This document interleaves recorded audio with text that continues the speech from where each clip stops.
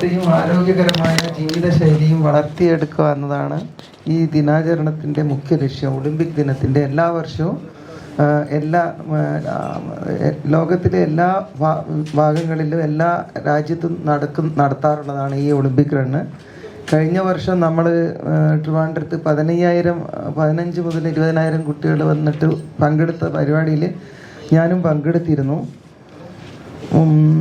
ഈ പ്രാവശ്യം അതിനോടൊപ്പം തന്നെ ഒളിമ്പിക് ദിനത്തിൽ നമ്മൾ ഒളിമ്പിക് കൗൺസിൽ ഓഫ് ഏഷ്യയുടെ ഫണ്ട് റൺ നടത്തുന്നുണ്ട്. കാരണം ആച്ചി നഗോയയിൽ ഒളിമ്പിക് റൺ ഏഷ്യൻ ഗെയിംസിൻ്റെ അവയർനെസ് ഉണ്ടാക്കുക എന്നുള്ളതാണ്. അതിന് കൂടുതൽ കുട്ടികളെ പ്രത്യേകിച്ചും ഇന്നുള്ള കാലഘട്ടത്തിൽ ഈ ഒളിമ്പിക് മൂമെൻറ്റ്സിനെ പറ്റിയിട്ട് പല കുട്ടികൾക്കും പലതും അറിയില്ല. അപ്പോൾ അതിനെ കൂടുതൽ അറിവുണ്ടാക്കുക, അതുമായിട്ട് കൂടുതൽ സെമിനാറുകൾ, സ്പോർട്സ് ക്വിസ്, അങ്ങനെയുള്ള കാര്യങ്ങളൊക്കെ ചെയ്യുക. പിന്നെ ആ പരിപാടി OCAയുടെ ഫണ്ട് റണ്ണും കൂടി നടക്കുന്നുണ്ടെന്നുള്ളതാണ്. അതിനോടനുബന്ധിച്ച് 2036 നമ്മൾ ബിഡ് ചെയ്യാൻ പോകുന്ന ഒളിമ്പിക്സിനെ മുൻനിർത്തി നമ്മളെ ഇന്ത്യയിലുള്ള എല്ലാ സ്റ്റേറ്റിലും 2036 വൃക്ഷം നടുന്ന ഒരു പരിപാടിയും കൂടി നമ്മൾ അന്ന് ഇതിൽ ഉൾപ്പെടുത്തിയിട്ടുണ്ട്.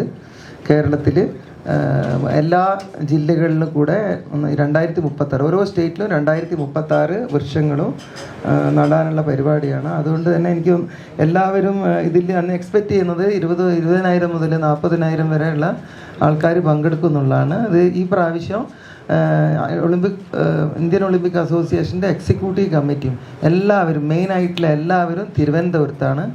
ഈ OCAയുടെ fund run, Kerala Olympic association നടത്തുന്ന ഫണ്ട് റണ്ണ് ഇന്ത്യയിൽ തന്നെ ഒരു സ്ഥലത്തേ നടത്തുന്നുള്ളൂ, അത് തിരുവനന്തപുരത്താണ്. അതാണ് അതിൻ്റെ ഇമ്പോർട്ടൻസ്. രാഷ്ട്രപതി ഇൻവൈറ്റ് ചെയ്തിട്ടുണ്ട് രാഷ്ട്രപതിയെ, പക്ഷെ പങ്കെടുക്കുമെന്നുള്ള ഉറപ്പ് നമുക്ക് പറയാനാവില്ല. ഒരുപാട് കാര്യങ്ങളില്ലേ. പിന്നെ പ്രത്യേകിച്ചും ഈ ഒരു ജൂൺ മാസത്തിലായിരിക്കും പത്മശ്രീ പത്മഭൂഷണൊക്കെ കൊടുക്കുന്ന ഡേറ്റ് വരുന്നത്.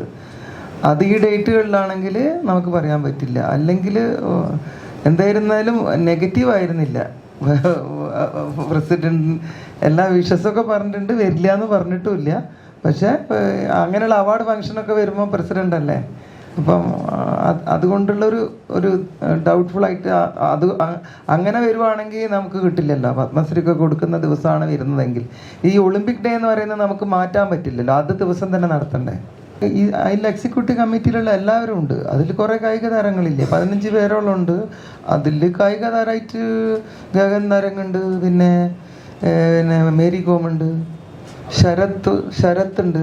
അവരൊക്കെ സ്പോർട്സ്മാൻമാർ തന്നെയാണല്ലോ. എല്ലാവരും പങ്കെടുക്കും. എക്സിക്യൂട്ടീവ് മെമ്പേഴ്സ് എല്ലാവരും പങ്കെടുക്കും.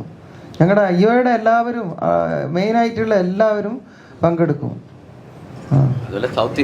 ഇത് എനിക്ക് തോന്നുന്നു ഇത് നമ്മളെ സൗത്ത് ഇന്ത്യയിലെ നമ്മളുടെ എല്ലാ ഒളിമ്പ്യൻസിനെ മാക്സിമം വിളിക്കാൻ വേണ്ടിയിട്ട് ശ്രമിക്കുന്നുണ്ട് KOA.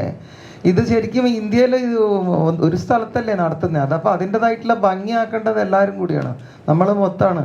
എല്ലാവർക്കും കിട്ടുന്ന ഒരു ചാൻസ് അല്ലല്ലോ അത്. പ്രത്യേകിച്ച് ആച്ചി നഗോയ ഇപ്പം കോമ്പറ്റീഷൻ വരികയില്ലേ, അപ്പോൾ അതിനോടനുബന്ധിച്ചിട്ടുള്ള ഒരു ഇതാണ്.